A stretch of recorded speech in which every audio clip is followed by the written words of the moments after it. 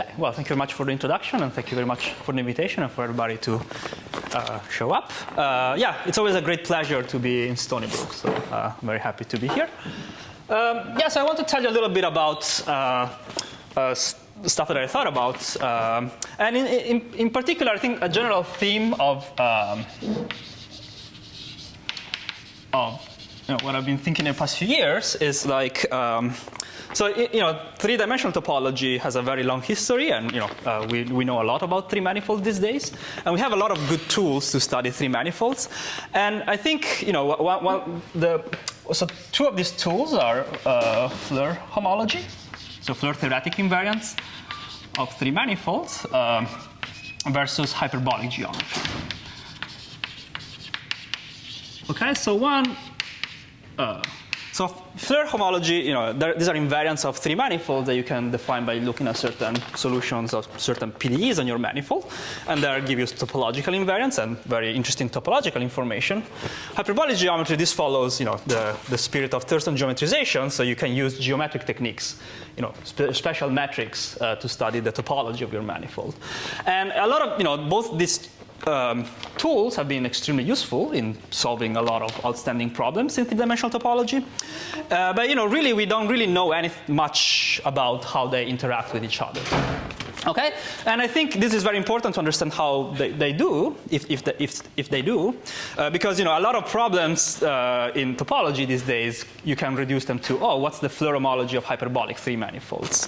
Yeah, so this is the general theme that I want to explore a little bit today, and in some sense, this is the, in particular, with applications.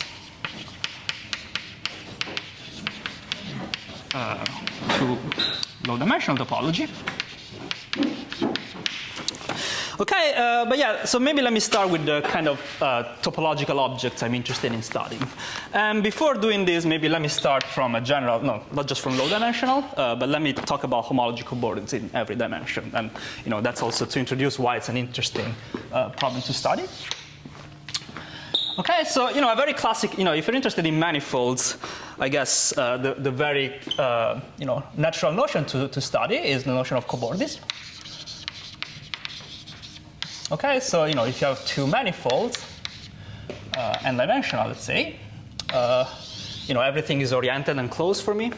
It's a very natural question to ask whether there is a manifold that cobounds them. So is there a cobordism between them? Okay, this is a very classical question.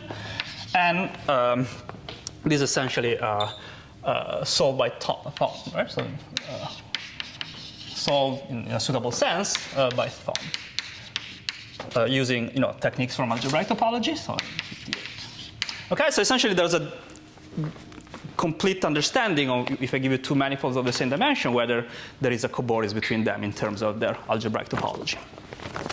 Okay, and in particular, a consequence of this, this is known as the Licorice-Wallace theorem, is that whenever you have three manifolds, so three-dimensional, in the three-dimensional case, they are always cobordisms. Are you working with oriented manifolds right now? Oh yeah, everything is oriented. Yeah, everything is oriented, closed, and connecting. yeah, are always cobordisms. Yeah, so in particular, you can ask for this essentially solve the question, but one can ask much more subtle questions about what kind of cobordism you can get. Okay, so this leads me to study the so-called homology cobordism group. So I'll denote it by theta and h. Okay, this is the we look at why these are so smooth integral homology spheres. Oriented. And I looked then up to the relation of homology cobordism. So homology cobordism is a cobordism such that the inclusion are isomorphisms in homology.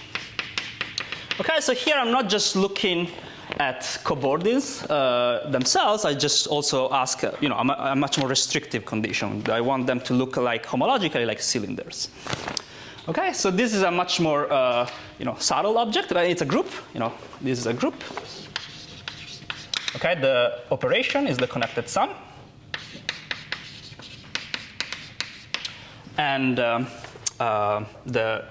inverse of a class is the class of the manifold with the opposite orientation. And the zero class is the class of Sn, which doesn't change the topology of your manifold.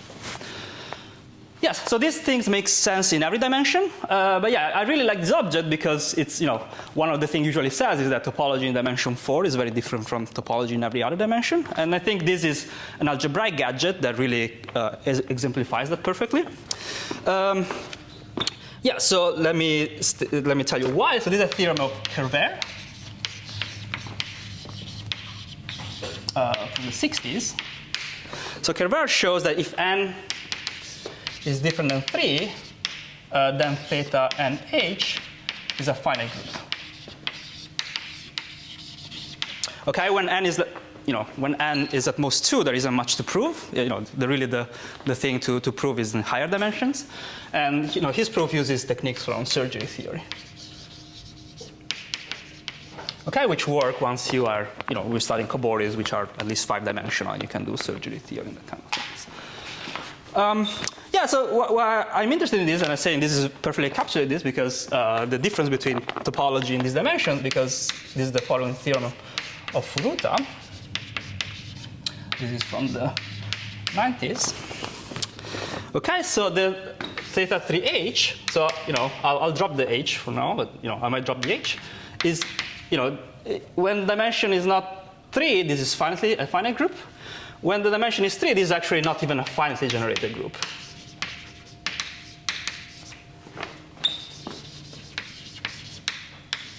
Okay, so it's a huge group when you're looking in the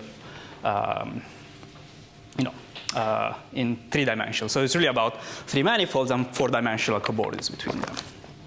Okay, and what he actually shows is that theta 3h contains a copy of z infinity. So this is the direct sum of countably many copies of z's, and with basis some special manifolds called some special Briskron spheres. So sigma 2, 3, 6n minus 1. Okay, where let me recall. So where sigma PQR, this is a 3-manifold which is obtained as a hypersurface singularity. So this is the intersection of x to the p plus y to the q plus z to the r equals 0, intersected with S5. Okay, so this is a complex. This all sits inside C3. Okay, so you have a complex hypersurface singularity. 0, 0, 0 is the only singular point, and then I take the intersection with a small ball, with a small sphere, and then this is my sigma PQR. Okay, so these are very, the most basic, simple, interesting examples of integral homology spheres when PQR are relatively coprime. Yeah, and very interestingly, if you look at this specific infinite family, they generate an infinite rank subgroup. So actually a free subgroup of infinite rank inside there. Okay, and in general, a general theme is that, in 3-dimension, whenever you want to detect some kind of things about this, it's very hard to come up with invariants. And just because, a homology sphere, there isn't really anything for you to play with. There's no homology, so it's really hard to work with classical invariants. And usually all these theorems are proved using some kind of analytic tool. So in particular, this result was proved using Young-Mills gauge theory. Okay, so studying moduli spaces of solutions to Young-Mills equations. You're using integral coefficients. Yeah, here I'm using integral coefficients, yeah. But there's version with Z2 coefficients, for example, or rational coefficients that one can also think about, yeah. Yeah, so for today, a lot of the things I say work with other coefficients as well today, yeah. Okay, yeah, so, this is a very, interesting fact, I think. But yeah, let me tell you, even if you're only interested in higher dimensional topology, this group plays a very important role. So this is the following theorem of Manolescu.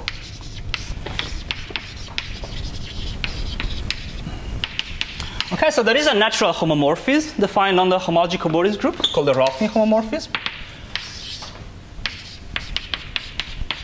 which is just a, even or odd. So this is called the Rocklin homomorphism.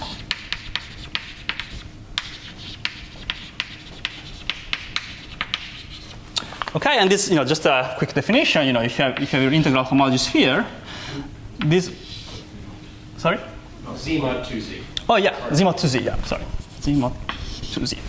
Yeah, so just 0 or 1. Yeah. Yeah. So you have, it turns out that you can always find W a spin manifold that bounds it, and then this mu of Y is just the signature of W divided by 8 mod 2.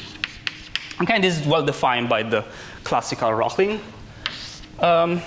theorem. And his theorem is that this map does not split, so you cannot find a section for this. Okay, it does not split.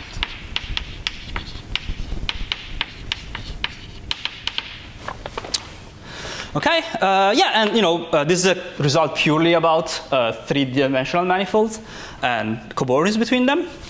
But yeah, I think it's interesting because of from classical work of Galeski, Stern, and Matsumoto.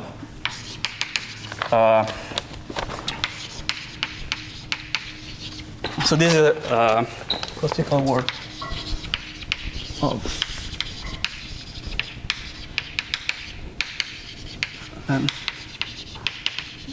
Matsumoto from the 80s. So this shows that the following corollary.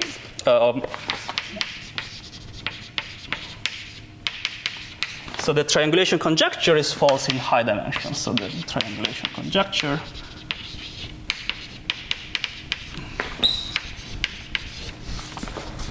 is false in dimension at least 5.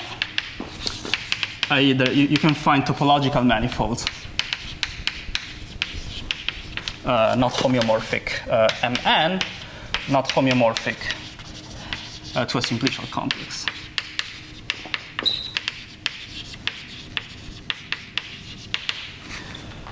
Yes? Does this group have any torsion? That's an open question, yeah. We don't know. Yeah. So Malinowski's result is the statement that there's no splitting. Yeah, there's no splitting, and That's his theorem. No, it's not the same. The question is, what if Malinowski's Malinowski's theorem is this one. is that there's no splitting? Yeah, but because of this work, they show that the triangulation being false is the same as not being the splitting. Yeah. Yeah. So he claims to use other people to get. Yeah. Plus, this work reduced the triangulation conjecture to the statement that this has no splitting. Yeah. Yeah. So if you're interested in higher dimensional topological manifold, this is a very fundamental question. If I give you a topological manifold, it's true in the smooth case, you can always find a triangulation. But in the topological case, in higher dimension, you cannot always triangulate a space, topological manifold. Okay. It's also true in greater than or equal to 4, but for other reasons, dimension 4, right? Yeah, I think dimension 4 is counterexamples dimension 4. Well, I don't remember exactly the story, but there is also PL and non-PL. I guess that I always get confused about the story. But this is the state. Yeah. Yeah, and this is and again, this uses Seiberg-Witten theory. So also, this statement about topology, the only way we can actually probe usually homology cobordism is via gauge theoretic or Floer theoretic invariance, and particularly this uses Seiberg-Witten theory.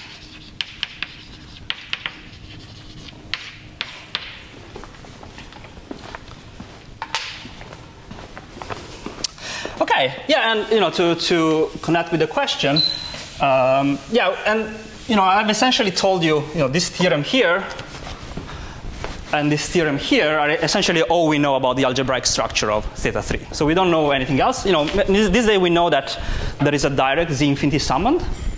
But yeah, other than that, we don't know anything. So for example, very basic question about theta 3 we cannot answer.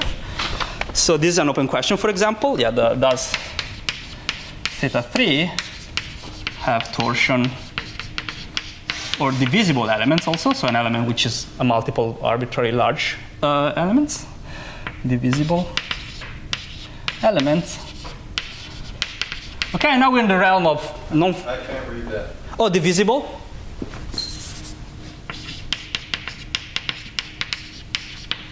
Okay, an element which is n times something else for n arbitrarily large, for example. Yeah, and we're in the realm of non-finitely generated groups, abelian groups. So and very countable but not finitely generated. So even basic questions such as does theta 3 contain a copy of Q, direct sum of a copy of Q mod Z, this we cannot show. We cannot, this seems very unlikely, but this is not something that we are able to rule out at the moment. Okay, I told you everything we know about the algebraic structure of theta 3H. So a simple question. Yes. The span is inside theta, but do we know that there's something outside? Yes, so I'll tell you a lot of, it turns out that it's very small, the span of that thing, So I'll tell you more about this, Any other question? What's the current? What that span is? Oh, sorry? Span, this is a abelian group, and the basis is this element. So span in the sense of, that's a base. Yeah, it's a basis actually, the span. Yeah. Okay. Well, you know it's countable. It's countable. Yeah, we know. Yeah, we know it's countable, but it could be some monstrosity like this. That could we don't know. Yeah. So we don't know anything about this, and so I will not focus on the algebraic structure of this group because we don't know. There's not much I can say or anyone can say at the moment. Yeah, so I want to think about this group from a. Might be a free abelian group. Yeah, I think people expect it to be a Z infinity. I guess that would be the natural conjecture, but we're very far from being able to even get close to that. Yeah. We know that it's Z infinity plus something else, and then that also take that one needs much more work from there to get that statement. Yeah. Well, they know they can split off that Z. Yeah, you can split off one Z infinity, not that one exactly, but you can split off some other Z infinity. Yeah. Yeah. Okay, so instead of looking at the algebra of this group, I want to more look at the geometry of this group in some sense. So here we're talking about three manifolds. So I guess what I want to do today. So today I want to look at theta 3 from the point of view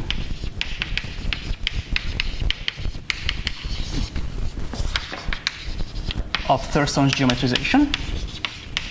But theta 3 was the same as theta 3H, or?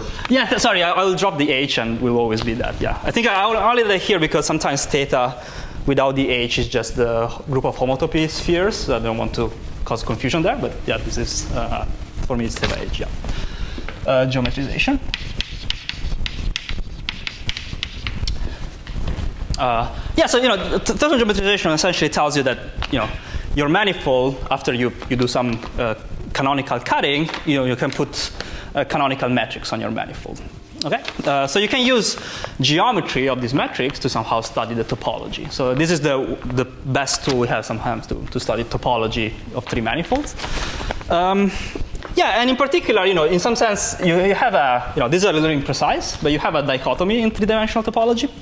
So in one situation, your manifold will be either ciphered. So cipher means that somehow, so there's some kind of singular fibration, S1 y over a surface, orbifold. Okay, and all those examples there, PQR are cipher manifolds. Okay, so these in some sense, from the point of view of three-dimensional geometry, they're not as interesting because they're really more like two-dimensional objects. You can reduce to 2 dimensions. And the fundamentally three-dimensional objects actually turn out to be all hyperbolic. Okay, so they have constant curvature -1 metric, or you can think of them as the quotient of hyperbolic space by some group. Okay, and in some sense, what Thurston's geometrization tells us also is that this, in some sense, you should think of as rare. A lot of manifolds we encounter, when we study are cipher, but in the grand scheme of things, they're very rare. You should think of the generic manifold to be hyperbolic. If I give you, in some sense, in any random manifold, it should be hyperbolic. So this is you should think of this as the generic case. This is ignoring connected sums, so it's also ignoring the group operation. Yeah, in union connected sums, in union tori, yeah. So, Generators. yeah, in terms of generators, yeah. So here I'm very, very imprecise here, but yeah, I guess that's the vague dichotomy one should keep in mind.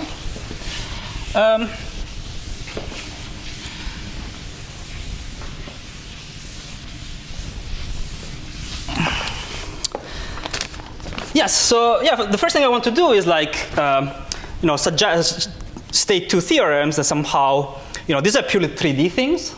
So this dichotomy and this being rare and this being generic. I want to state two theorems that somehow tell you that this kind of dichotomy also persists when you look at this from the point of view of homology cobordism. Okay, so the first theorem is a very recent one. So this is due to Hendricks, Hom, Stoffregen, and Zenke. This is in 22. Okay, so the homology cobordism group. Okay, so you can look at the subgroup which is generated by all the cipher spaces. So I'll denote it by span of the cipher spaces. Okay, so we know that this is big because there's a Z infinity here. So this is a pretty big subgroup. So this contains a Z infinity by this theorem here. So these are all cipher manifold and generate a very large group. But this is actually a proper subgroup. So this is the statement. Okay, and indeed, in fact, the quotient, so if you do this quotiented by this, that's also not, contains a Z infinity. Okay, so it's not finally generated actually.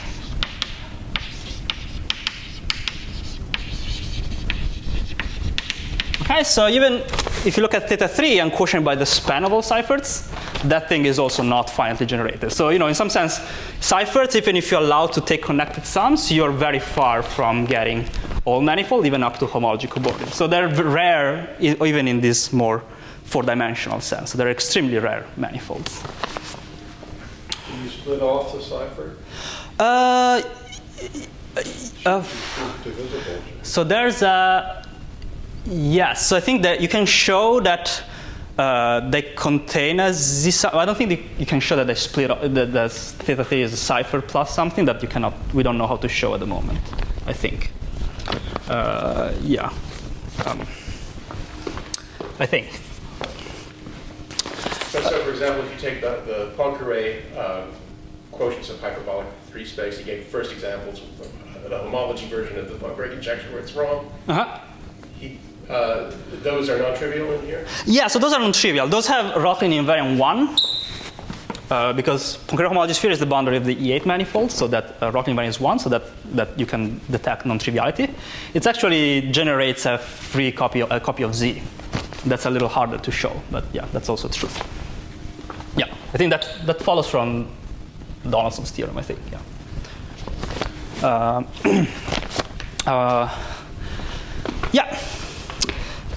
Yeah, so let me say again, this is the kind whenever you have some kind of obstructive technique, the techniques used to prove them are kind of Floer theoretic. Here, in particular, the author used Hegar-Floer homology. Sorry.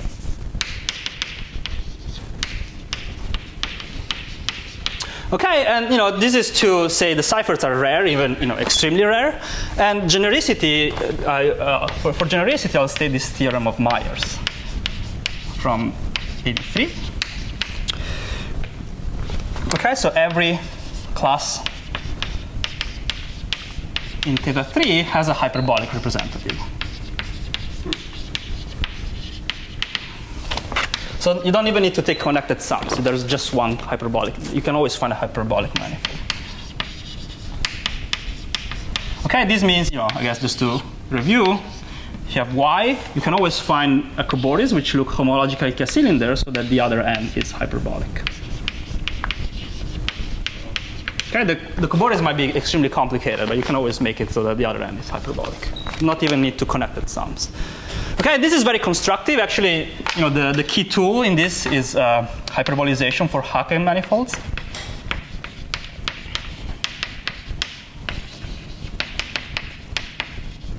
Okay, which was proved around those times.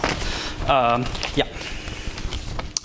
Yeah. So, yeah. Hyperbolization For Hacking manifolds. So Hacking manifolds are three manifold which has a very interesting surface inside somehow. They have some complex surface inside, like pi1 injective. And now we know hyperbolization in general, but at the time what Thurston proved was under this assumption you have an interesting surface inside.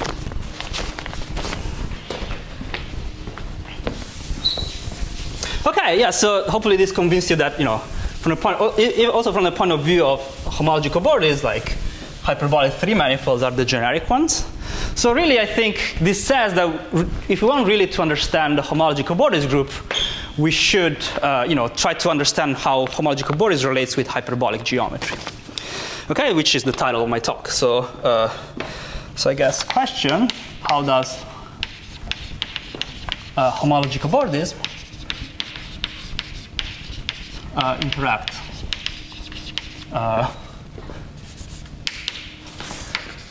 with hyperbolic geometry?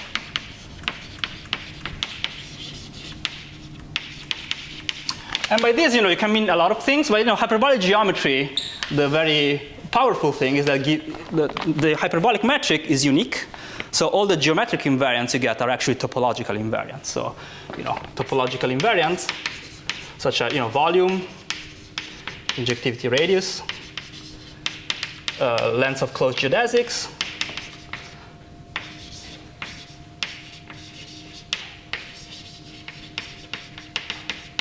okay, and the question is can you use this to say something about homology cobordism?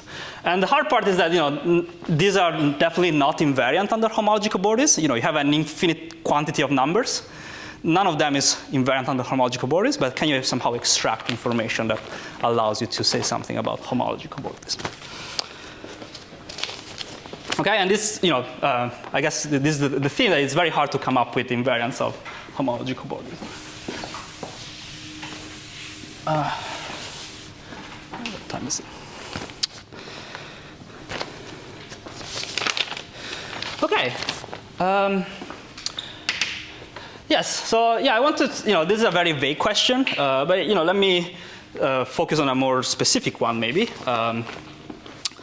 So I guess let me start to reviewing the statement. So this is called the Jorgensen-Thurston.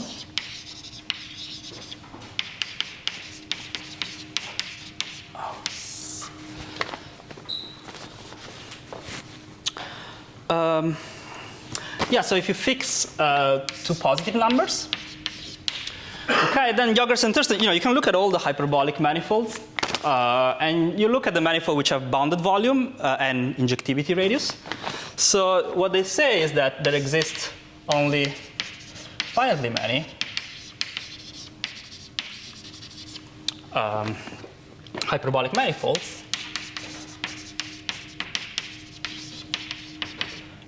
with volume less or equal than v and injectivity radius at least epsilon. Okay, so clarity, this is always for the k equals -1 metric that you're measuring these things for, right? Oh yeah. Sorry. When I say hyperbolic manifold, it means a hyperbolic manifold equipped with a hyperbolic metric. Yeah. Mm-hmm. Yes. Which is then unique. Yeah, the unique metric. Yeah. So maybe let me say these are topological invariants by most of rigidity. So most of rigidity tells you that the hyperbolic metric is unique. So any other hyperbolic metric is isometric. So all the geometric invariants are topological invariants. So I'll always look at this, and I always think of volume and injectivity radius as topological invariants. Okay, and that's how in 3D topology we think about these things today. Meaning, if I give you two three manifolds and the homologies are the same, then the way you try to distinguish them is go into a software and compute their volumes and check if they're the same or not. Okay, there's software that compute the hyperbolic metric, and you can use them to tell manifolds apart. Okay, and just because most manifolds are hyperbolic, this works very, very good, very well in practice. So that's the best way we have to tell manifolds apart. Okay, yeah. So from here. So theta 3 is this huge group which is not finitely generated. By using this, we can define some kind of milder subgroups which are finitely generated. So for example, we can define theta v epsilon, which is defined at the span of all the y integral homology spheres with volume at least at most v and injectivity radius at least epsilon. Okay? Say what the injectivity radius is, please. Oh yeah, injectivity radius is the minimum number, such as around each point you have a ball of radius epsilon, embedded ball of radius epsilon. Colloquium, so it's supposed to be self-contained for people that do not do anything related to what you do. So it's Okay. actually write out definitions sometimes. Okay, yeah, sorry. So, around each point in your manifold, Riemannian manifold, you can find an embedded ball. Yeah, if you pick the maximum of those, that will be the local injectivity radius at the point, and you look at the minimum of along your manifold. So around each point, this means that around each point you have a ball of radius epsilon. Okay, yeah. With respect to a hyperbolic metric, you're asking that you have a diffeomorphic ball that's given exactly by this. Yes. And and in the case of hyperbolic geometry, it turns out that the injectivity radius is exactly half of the length of the shortest geodesic also. So one can also think about it that way. Yes. Yes. Yeah. So this is a subgroup, and it's finitely generated just because there's only finitely many of these manifolds, by this theorem. So, if you somehow put a bound on the volume and how locally the geometry has to be, then you get a finitely many manifolds. And so this will be a proper subgroup of theta 3. Okay, this follows from Fruta's theorem.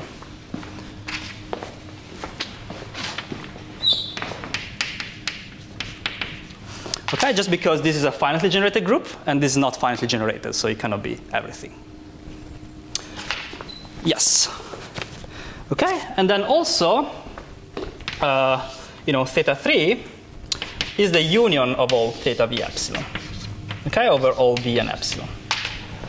Just because every element has a hyperbolic representative by Meyer's theorem, and then this is by Meyer's. And a given manifold has some v and epsilon, so it would belong to one of these. So, so this is I think a nice natural filtration of these not finitely generated groups, so very ugly, by finitely generated groups, which have some kind of natural geometric meaning. Okay, so this is so we get a natural geometric filtration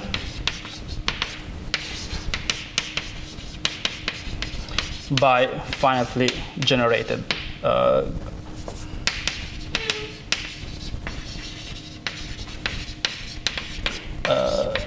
groups, subgroups. Yes. So I think this is a very natural thing to study, and given v and epsilon, can you say something about this group? Is the main is a very natural question to study this homology cobordism group. Yes. Okay. Any question? Yeah. So then, of course, then this is just a definition, and the question is like, can you say anything about this? So I guess question, given v and epsilon, can you say anything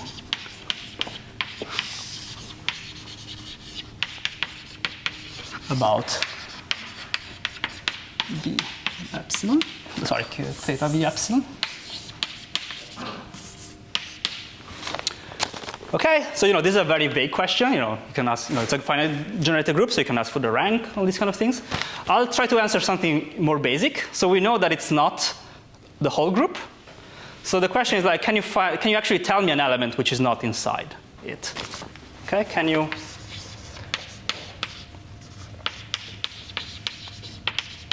Explicit, which does not belong to theta v and epsilon. Okay, so say v is 1000 and epsilon is 0.01.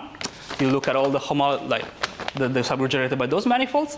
Can you tell me a specific manifold, which is not in there? Okay, so these are very, the most basic question you can ask about this group, I think, right? You just know that it's not everything, so it exists.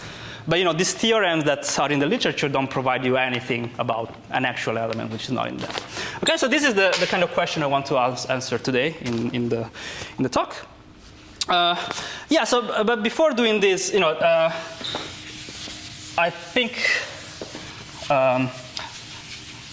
Yeah. So, I guess this is a kind of hard question for two reasons. So first of all, there's only finitely many manifolds with volume almost V and injectivity is at least epsilon. But there is no practical way to, for no values essentially of V and epsilon to produce this list of manifolds. There's no actual algorithm. No, there's in principle algorithms that do it, but they don't work in practice. And even if you have that collection, then there's a harder part of the problem, which is like, you have to take all the connected sums and provide all the information about homology cobordism. So it's a little challenging. Yeah. So first of all, I want to, before addressing this question, from the point of view of Floer theory, it's very natural to look at a slightly more refined group. So it's very hard to just work with these two quantities from the point of view of gauge theory. So one needs some extra conditions. So let me describe some extra info.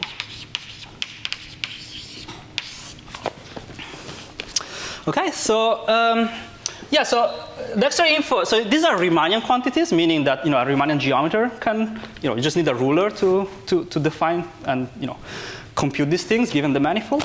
The next quantity I'll think about is the spectral in nature. So it's about the spectrum of differential operators on your manifold.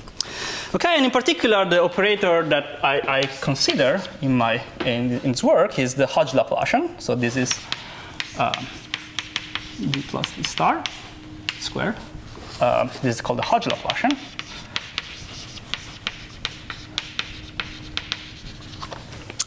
Okay, but so this depends on the metric. The metric comes into play here. One forms? Yeah, I'll say no. So I'll look at it on one forms.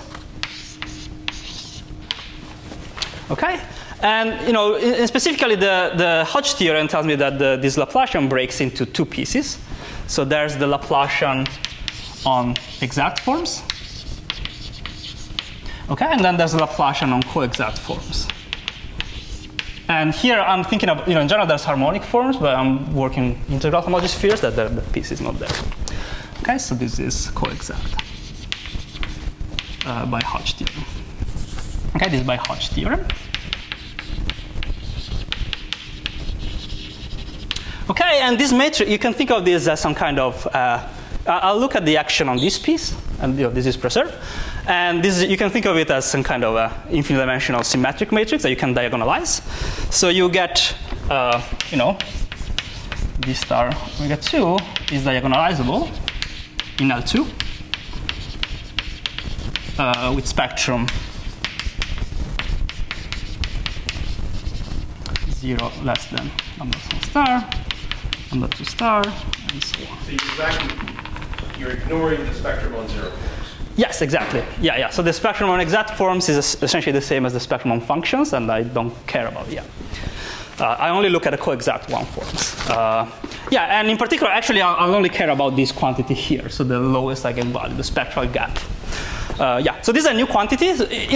Just because you only use the metric, which is unique, this is also a topological invariant, you think of, because the metric is unique. It's just a very different in nature. So this is a topological invariant because I'm picking the unique hyperbolic metric of spectral nature.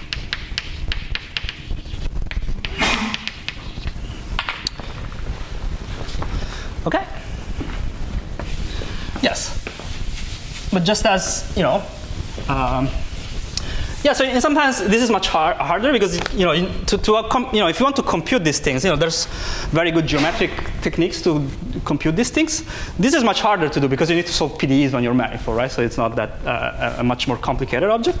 But yeah, in general, we are actually, we can provide explicit lower bounds on these things in hyperbolic geometry. So let me state this work with Mike Lipnowski from 18. So we can provide explicit lower bounds on lambda 1 star in given concrete examples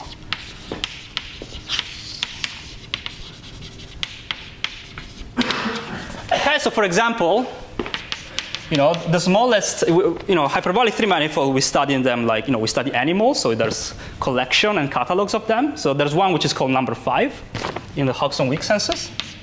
And this is the smallest known hyperbolic integral homology sphere. And this has volume about 1.19 and injectivity radius about 0.18.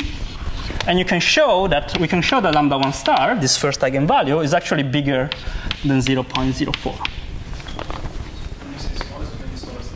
Smallest in volume, yeah. So that's the smallest we know of, and probably the smallest. Yeah, there's no proof of that at the moment. Yeah, yeah. And the proof here uses, I guess the proof uses ideas from, analytic number theory, and in particular uses the Seiberg trace formula. So I want formula. So we are not solving the PDEs on the manifold. We are using understanding of the closed geodesics on the manifold to extract information about the first eigenvalue of the Laplace. Okay. Yes. So let me state. So then I can. I'll look at. Now I have this extra condition on the eigenvalue. And I'll look at the analog group that I can define in terms of volume injectivity radius, but add this condition on the eigenvalue. Okay, so I can consider theta be epsilon delta. This is the span of the y hyperbolic integral homogeneous trees with volume at most v, injectivity radius at least epsilon, and lambda 1 star at least delta. Okay, this is again finitely generated just because this is it's a smaller subgroup, and but again this is theta 3. This is the union of all of them. Okay, so again another filtration, another nice filtration by finitely generated subgroups, which also have some kind of natural geometric meaning. Yeah, so this is something I'll say something about. So. Yes, so this is the main theorem. So yeah, for this group, actually, one using tools from Floer homology can say something about an explicit element not in it. Okay, so given the epsilon delta, there exists an explicit constant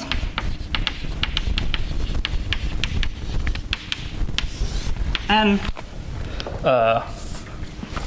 Which is n of v epsilon delta, such that if n is bigger than this constant, then we had this cipher fiber space, which is this one a specific example of one of these sigma PQRs.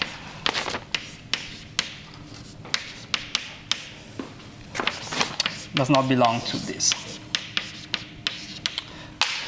Okay, and as every respectable explicit constant, you need to be able to write it down. So let me write it down for you. Yeah, so it's an explicit, but not pleasant to write down. And that depends on 3 things. The most ugly dependence is from the injectivity radius. So I'll just, for sake of brevity, I'll just plug in a specific value of epsilon. So for example, one can show that if epsilon is 0.15.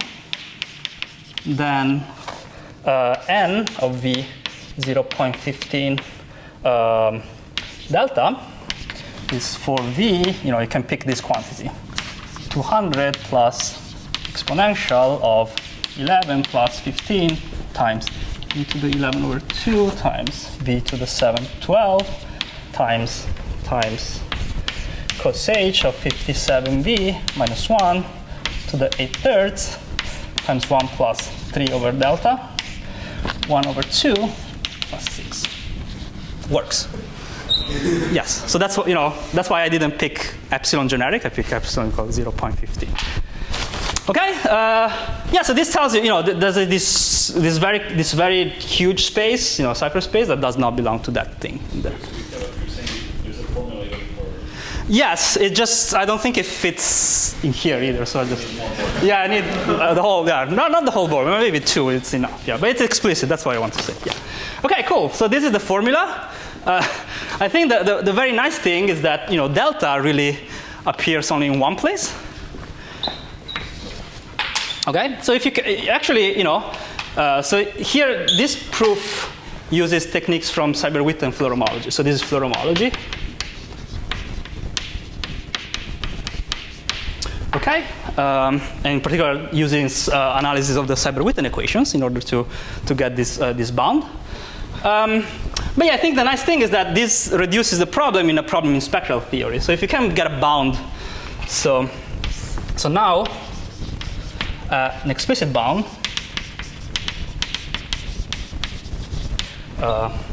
lambda 1 star bigger or equal than delta v epsilon. For so if you can give a lower bound, explicit lower bound for all manifolds, for all integral homology S3s with volume at least p and injectivity radius at least epsilon, well, you can just plug this thing here and that solves the problem there. You get a bound just in terms of v and epsilon.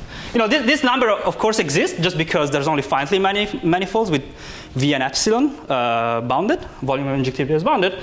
The interesting part is like, how can you actually write down a number, right? So this is, again, the situation in which, for example, one could enumerate all the manifolds and, run our tools with Mike Lipnowski and, and give a bound for each of these manifolds, and so you can in principle compute that. But actually, it's nice because this quantity lambda 1 star has attracted a lot of interest in recent years because it's related to some conjectures in number theory by Bergeron and Venkatesh about the growth of torsion in towers of arithmetic hyperbolic manifolds. So giving lower bounds to lambda 1 star has been a very central topic of research in recent years. And in particular, it's implicit in a paper of Rad from 2 years ago, so 21. Then there exists a explicit bound delta lambda 1 star bigger or equal delta epsilon for every y integral homologous 3 with volume at least v and injectivity radius at least epsilon. Okay, again, this is explicit, meaning that you can write it out. I won't write down the formula because it's, again, one of these super long formulas. But yeah, it's explicit. So, if you combine, so this result builds on earlier work by Lipnowski's term, which was not explicit, but he was able to make the thing explicit using specific triangulation of your three manifolds. So the tools are very different in nature.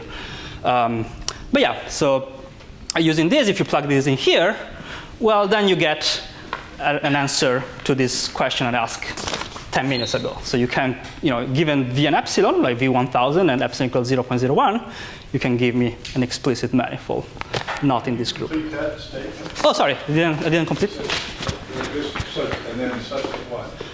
Explicit bound. Oh, there's this explicit bound, lambda 1 star, which is some kind of delta, which depends on v and epsilon. Oh. And delta is then explicit function. So delta is an explicit function in this sense. Yeah. So this. So I wanted to separate these two statements because this is purely Floer theoretic in nature. So the proof, this is very geometric and uses triangulation of three manifolds in a very different way. So that's. But if you put them together, you get an answer to the question. Okay, combining. So you put. I thought delta was lambda 1. Oh, delta is the lower bound for lambda 1. But you want a bound for all the manifold with given v and eps bound volume and injectivity radius bounded. So yeah, so what this work gives is an explicit lower bound for all of them. So by explicit, you mean some closed formula? Yeah, some closed formula like this. If you have a scientific calculator, I give you v and epsilon, you can compute it given enough time. Yeah. As compared to computable in principle, like the algorithm that I was saying. Like just find all the hyperbolic manifolds and apply our algorithm to all of them. So that wouldn't be explicit because you get a number, but you don't know how you got it. Yeah. So I have a question. Yeah. In your theory here, this choice of PQR, 2, 8, and minus 1, was those guys the previous? No, so those. Like 2, 3, 6, something like that. No, the previous one were like 2, 3, 6, n minus 1. So yeah, I don't know how much time I have, but I can say. Like 10 minutes. Okay, yeah, then I can say a word about the proof, maybe, and that will, yeah. No, I was just wondering, like, the previous guys, how they compare to the.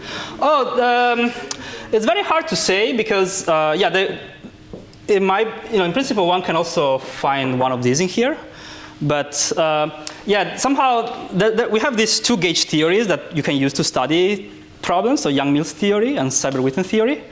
And somehow they seem to see orthogonal directions towards this problem. So these manifolds, you can detect them with Young-Mills theory.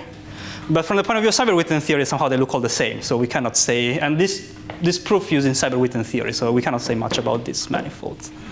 Yeah. Yeah, but in principle, yeah, this is finitely generated, and this, it's an infinite collection. So I think at some point you'll find something outside. It's just you don't know how to quantify which one will be outside. So that's the question.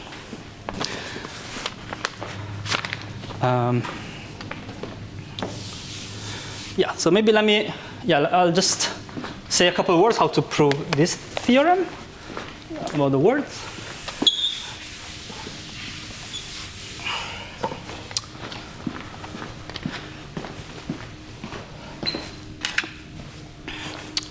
Yeah, so I guess we have these two things which we would like to relate. So there's homology cobordism. And then we have hyperbolic geometry.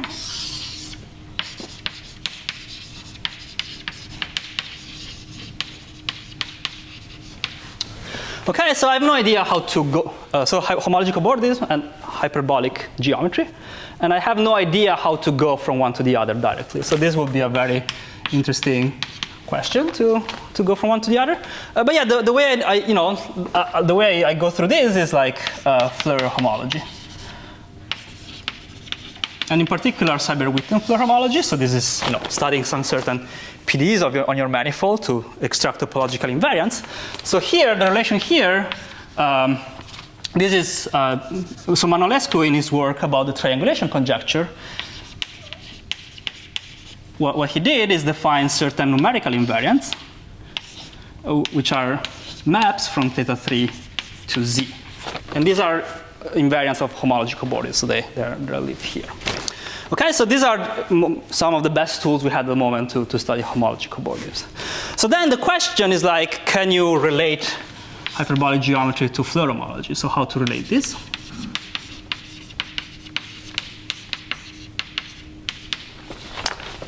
Okay, so that's where the main idea of the theorem comes in. So this quantity is so this quantity alpha, beta, and gamma arise as gradings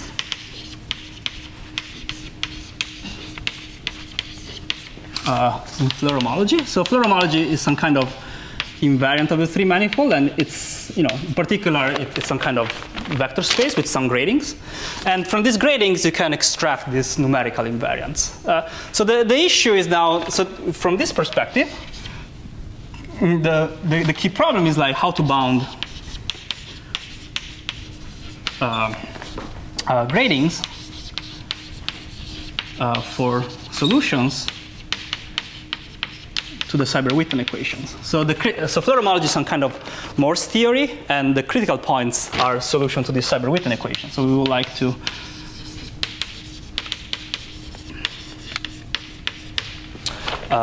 if you can somehow bound the gradings of these solutions, then you can do. And the key point is that these gradings,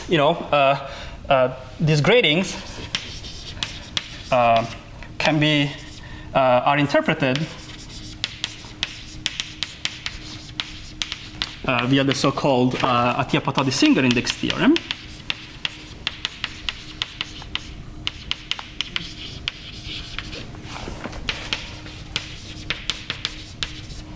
as a spectral flow. Okay, so the very roughly, you will have some kind of families of operators, and you need to, these operators are have infinitely many eigenvalues, positive and negative, and it turns out to these gradings are related to, in these families, how these eigenvalues go up and down. Okay, so the spectral flow is the number of eigenvalues that goes from negative to positive and from positive to negative. So it turns out to be, in some sense, you can reduce this problem beyond this theorem to a problem in linear algebra but on Hilbert spaces. And then from there, you can use techniques from geometric analysis, like bounds on Sobolev constants and these kind of things, in terms of isoperimetric constants, in order to specify, quantify exactly how these eigenvalues can change in this family. So, the tools that I use is like techniques in geometric analysis, or like, then you need to know exactly how many eigenvalues are here. So that's some kind of explicit version of the Weil law. The Weil law gives you some kind of asymptotic for estimating eigenvalues, but you need explicit bounds, which are not as good, but as long as they're explicit, they're fine. Okay, so this is a very quick sketch of the idea.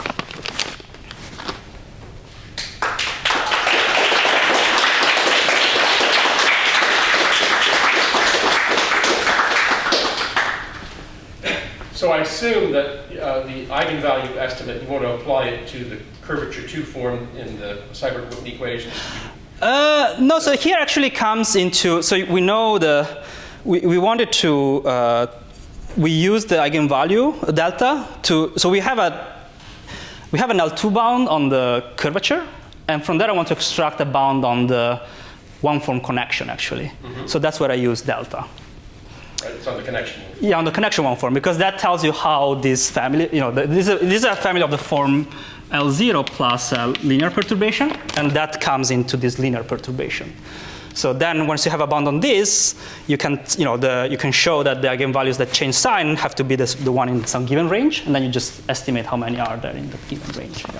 So in this context, there's only one spin C structure on the manifold. Mm-hmm. You don't have choices. Yeah. If you were doing this in just assuming B1 is equal to 0 and working with say the Q homology rather than Z. Yeah. So this works in the Z2 for every spin C structure coming from spin structure. So these alpha, beta, and gamma are for spin manifold. But you can do generally, more generally these things. There's this other invariant which is called delta, not the same delta there, which works for every rational homology sphere with a spin C structure. And you can give the same bounds, yeah. Mm-hmm. But you don't get result as strong, because the very nice thing about Manolescu's invariants is that they're not additive under connected sum. That's how he used it to prove the triangulation conjecture. So you can use it to study subgroups in a nice way. Well, this invariant is additive, so you can only say, you cannot look at subgroups generated in that situation. Yeah. But yeah, there's an analogous result in general for rational homology cobordism. Yeah. So your question, these alpha, beta, gamma rises gradients, right? Yeah.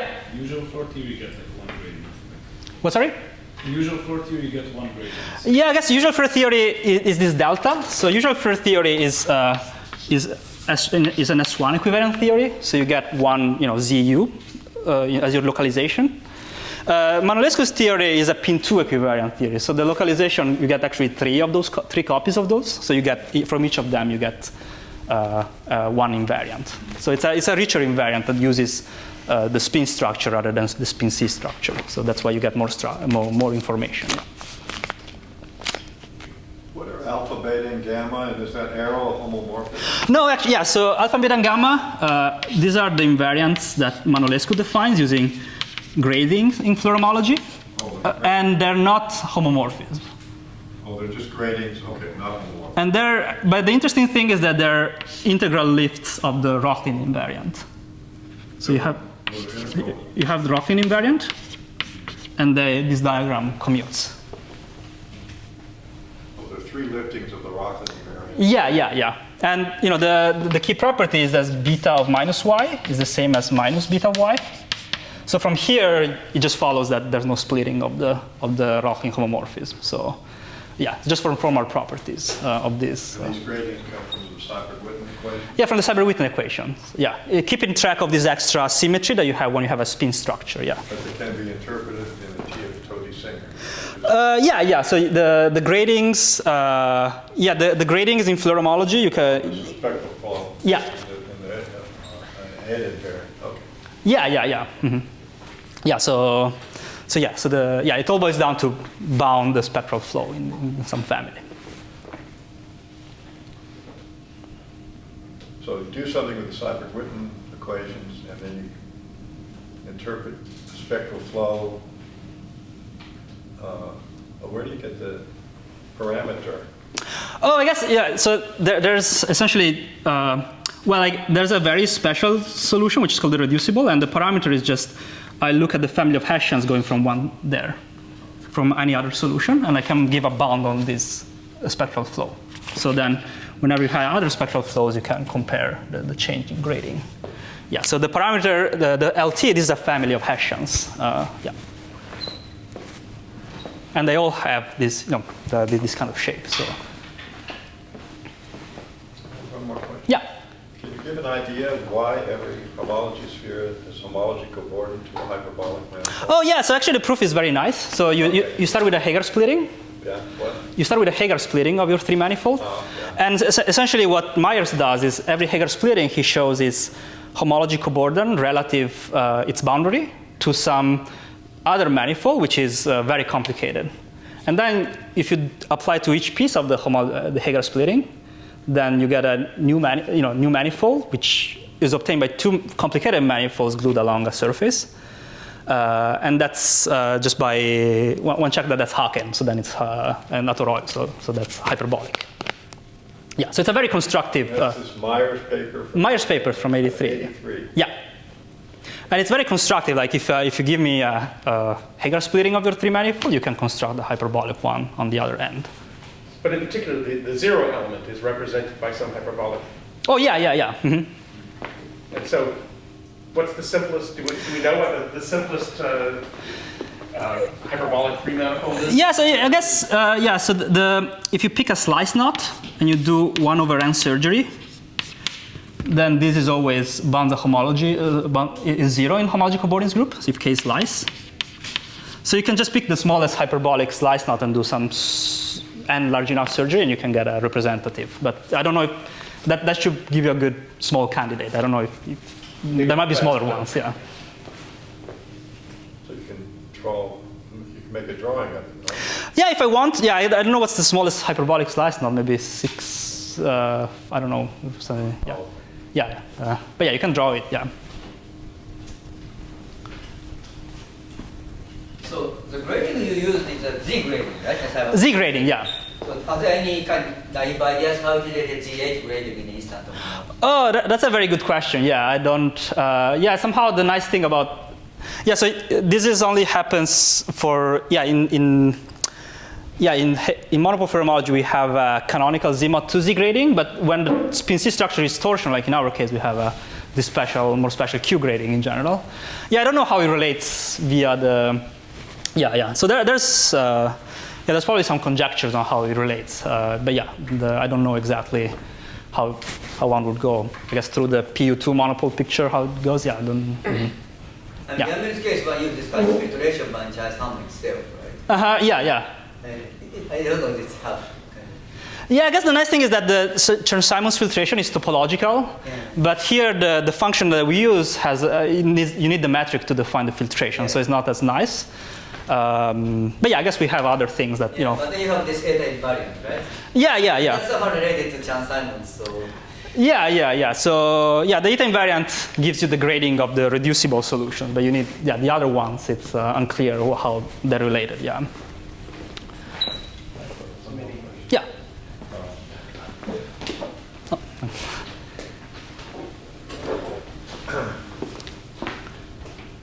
Forgot the question. How do you? No, I forgot the question. Okay. Well, if it comes up. I'll ask you after. Okay. Thanks. We don't have any more questions. Francesco, let's thank you again. Thank you.